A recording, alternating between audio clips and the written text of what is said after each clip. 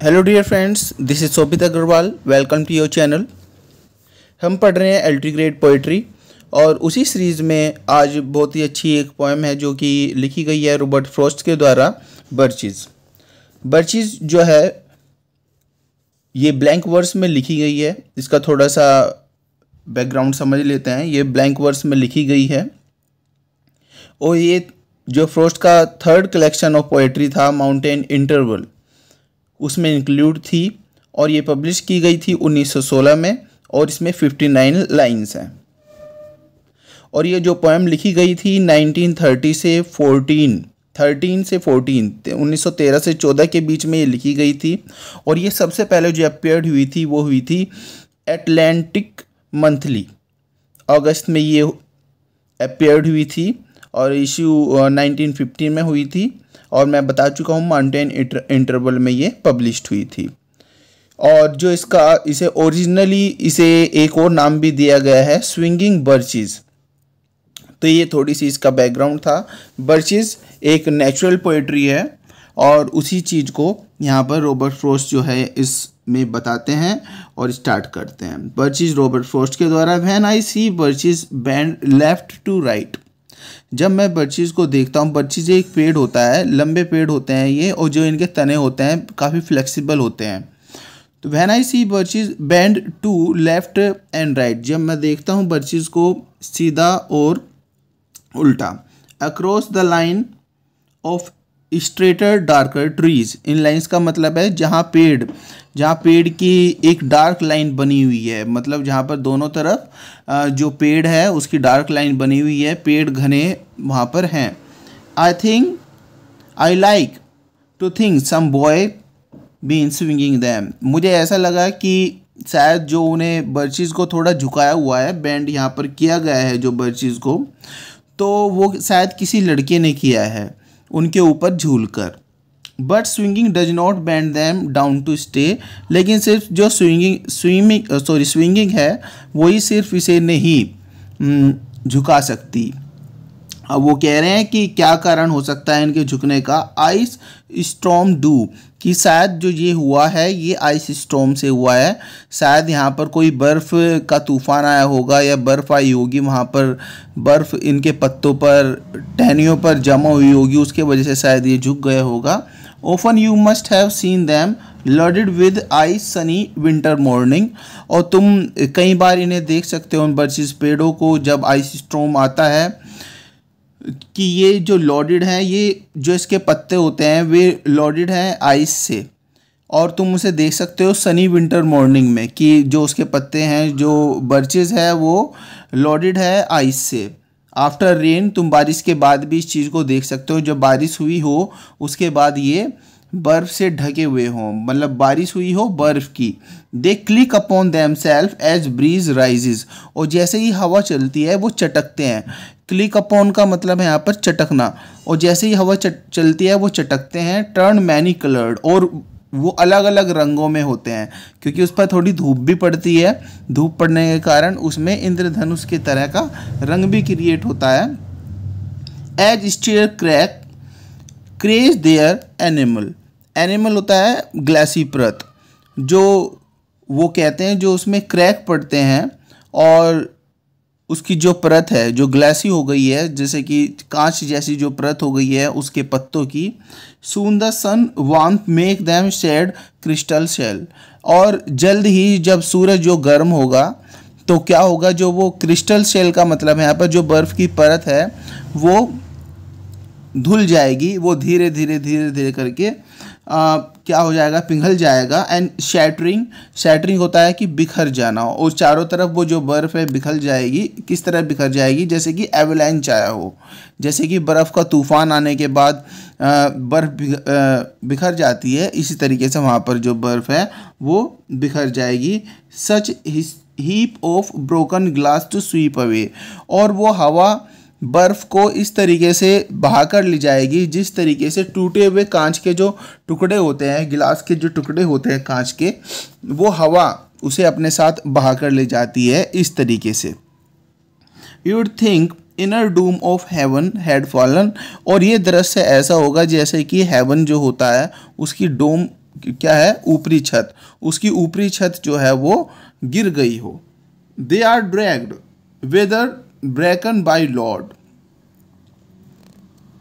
तो दे का मतलब है यहाँ पर पेड़ की जो डालियां हैं, और पेड़ की जो डालियां हैं ड्रैग की गई हैं, एंड वेदर ब्रेकन जैसे कि वो दबा दी गई हो। पेड़ की डालियां जो हैं इस सारे काम से ऐसा लगा है कि वो दबा दी गई हो बाय द लोड, लोड के द्वारा।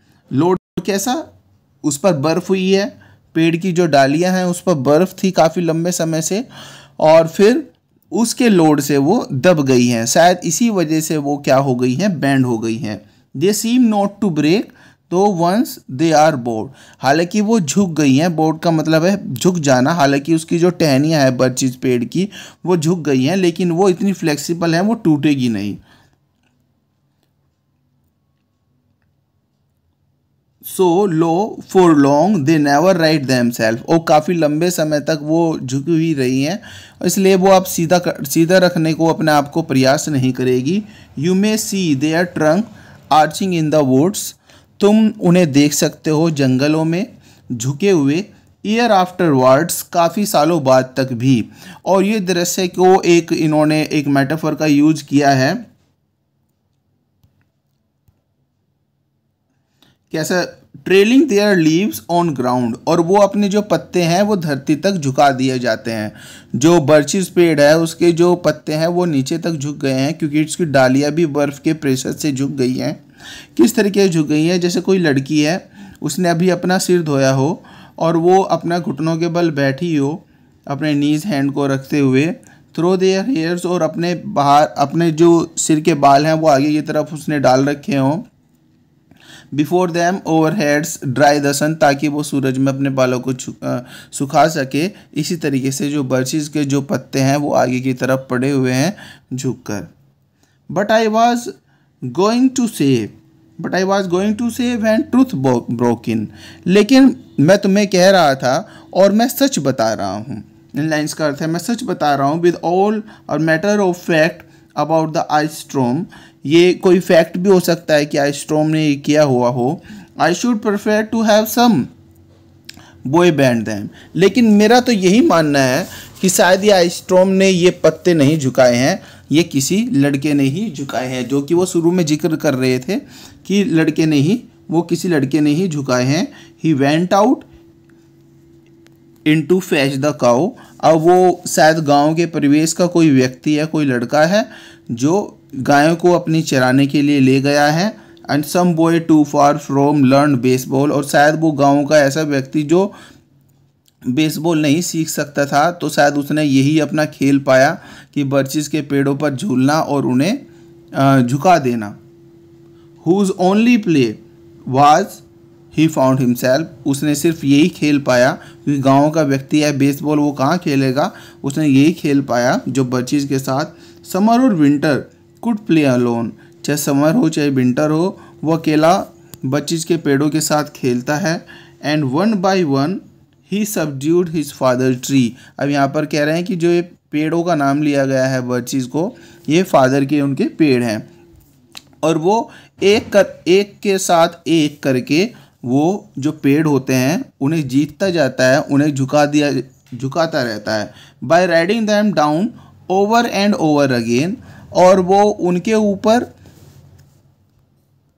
जो बर्चिस के जो पेड़ हैं उनके ऊपर राइड करता है बार बार, until he took the stiffness out of them, और वो तब तक उस पेड़ों पर झूलता है जब तक वो जो कड़ापन है उन बर्चिस का, वो कड़ापन को वो दूर नहीं कर देता, तब तक वो झूलता है।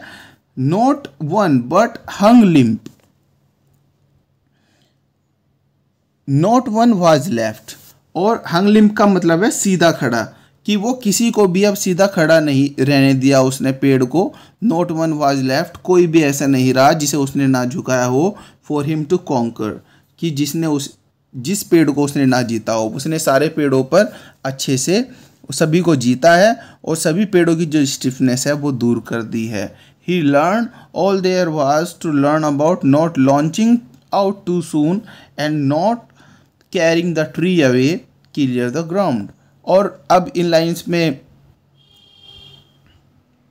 अब इन लाइन्स में यही बताया गया है राइटर्स के द्वारा कि वो उसने अब इस काम में अपनी जो पारंगता है, अपनी जो काम करने की दक्षता है वो सीख गया है, और वो इस तरीके से भी सीख गया है कि किस तरीके से उन पेड़ों पर झूलना है, ना तो अपने आप को बहुत तेज़ी से उसमें अपने आप को लॉन्च करना है ताकि जो पेड़ है वो इधर उधर हो जाए या वो धरती पर आ जाए। उसने इन सब चीज़ों को बहुत अच्छे से सीख लिया है। ही ऑलवेज कैप्ट हिज पोइज।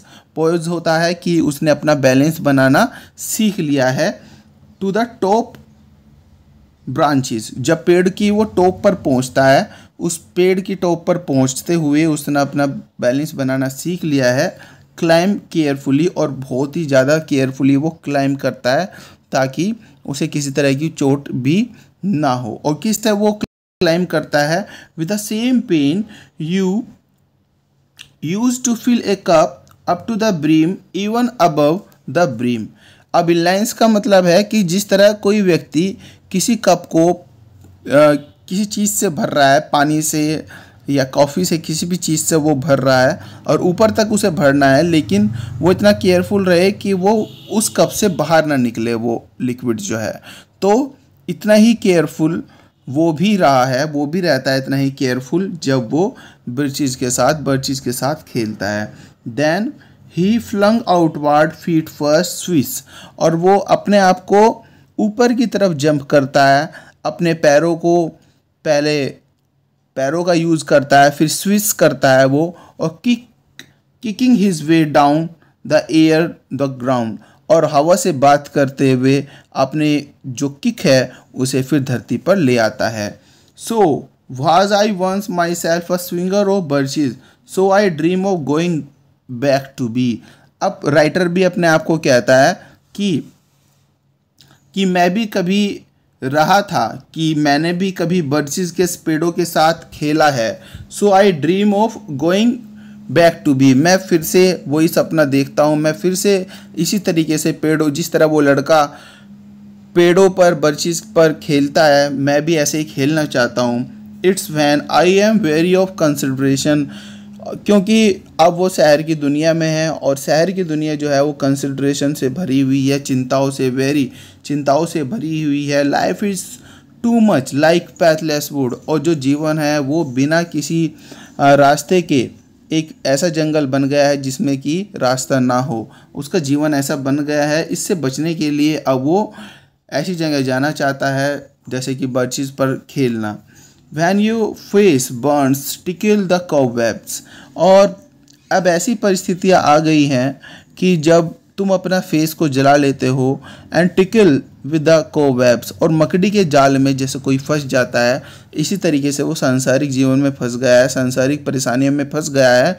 वो भी बर्चेज को एंजॉय करना चाहता है। Broken across it one I is weeping, और मेरी जो आँख है वो रो भी रही है। Broken across it and one I weeping, और मेरी आंखों से आंसू आ रहे हैं। आंसू आने का कारण क्या है? From a twig having lashed across it open, पेड़ की किसी छोटी डाली ने उसे शायद कोई चोट लगा दी है जिसके वजह से उसे उसकी आंखों से पानी आ रहा है। I would like to get away from earth a while, वो फिर से कहते हैं कि मैं कुछ समय के लिए धरती से जाना चाहता हूँ, क्योंकि धरती जो है वो परेशानियों से भरी हुई है। Then come back to it and begin over, और फिर दोबारा से वापस भी आ जाना चाहता हूँ। ऐसा नहीं कि मैं धरती से चला जाना चाहता हूँ, वापस नहीं आना चाहता। May no fate wilfully misunderstand me, कहीं ऐसा ना हो कि मेरा जो भाग्य है वो गलत समझ ले और सिर्फ मुझे धरती से ऊपर ही ले जाए और नीचे ना छोड़े। Half grant wish I wish snatch me away, कहीं मेरी जो इच्छा है वो आधी ना सुन ले और मुझे सिर्फ धरती से ऊपर ले जाए, और नॉट टू रिटर्न, मुझे धरती पर ना लाए। मैं चाहता हूँ मैं कुछ समय के लिए धरती से दूर जाऊँ और इन्जॉय करूँ बर्चेज के पेड़ों को, लेकिन इसका मतलब ये नहीं है कि मैं धरती को हमेशा के लिए छोड़ना चाहता हूँ। Earth is right place for love, क्योंकि धरती ही बिल्कुल सही जगह है जहाँ पर हम प्रेम कर सकते हैं। I do not know where it's likely to go better, मैं नहीं जानता धरती से अलग वो जगह कौन सी है जहाँ पर हम प्रेम को प्राप्त कर सकते हैं। I would like to go by climbing a birch tree, मैं इंजॉय करना चाहता हूँ बर्चेस के पेड़ों को, climb black branches, snow white trunk, और मैं जो वहाँ पर बर्फ़ है उसे भी इंजॉय करना चाहता हूँ। और मैं क्लाइंब ब्लैक ब्रांचेस, मैं काली जो ब्रांचेस है जो बर्फ़ से ढकी हुई है, मैं उसे इंजॉय करना चाहता हूँ टुवार्ड्स हेवन। और इन बर्चेस के पेड़ों से मैं ऊपर हेवन की तरफ तक जाना चाहता हूँ। Till tree could bear no more, जब तक वो पेड़ कह ना दे कि मैं अब तुम्हें सहन नहीं कर सकता, तब तक मैं उस पेड़ पर चोटी तक जाना चाहता हूँ, हेवन को छू के आना चाहता हूँ। But dip stop and set down again, और मैं फिर दोबारा से नीचे आ जाना चाहता हूँ। That would be good going and coming back, और ये कितना अच्छा होगा कि अगर मैं कुछ समय के लिए धरती को छोड़ूं और फिर अपनी लाइफ को एंजॉय करूं, कंसिडरेशन को से दूर रहूं और फिर दोबारा से अपने काम पर लग जाऊं। One could do Ross then a swinger of bridges, lines का मतलब है आप इससे भी अधिक बहुत सारी चीज़ें बुरी कर सकते हो स्विंगर ऑफ ब्रिजेस, बच्चे से स्विंगर होने की अपेक्षा भी। तो ये कंप्लीट हुई और इसका मैंने आपको बैकग्राउंड भी बता दिया था, माउंटेन इंटरवल में ये आया था। Birds is complete. अब इसके बाद हम नेक्स्ट पोएम जो पढ़ेंगे वो रविंद्रनाथ टैगोर की पढ़ेंगे, और इससे पहले भी एक प्लेलिस्ट बनी हुई है, आप उसे चेकआउट कर सकते हैं, देख लेना उसे। और सारी जितनी भी कविताएं हैं LT ग्रेड UPPSC की वो सभी वहाँ पर हैं, अवेलेबल हैं। आई थिंक वीडियो आपने एंजॉय की होगी। अपने फ्रेंड्स के साथ शेयर करें, लाइक करें, कोई भी क्वेरी हो कमेंट करें, और चैनल को सब्सक्राइब करें, बेल आइकन जरूर प्रेस करें। Thank you very much, bye bye.